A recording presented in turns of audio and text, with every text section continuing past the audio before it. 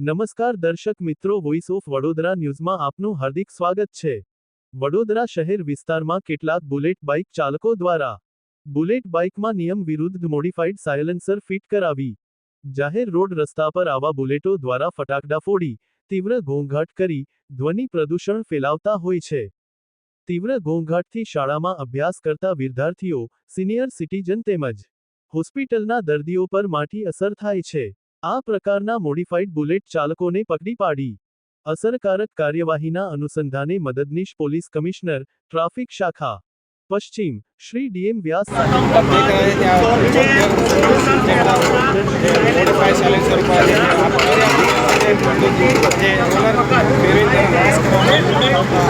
MV act હેઠળ detain કરવામાં આવેલ હતા।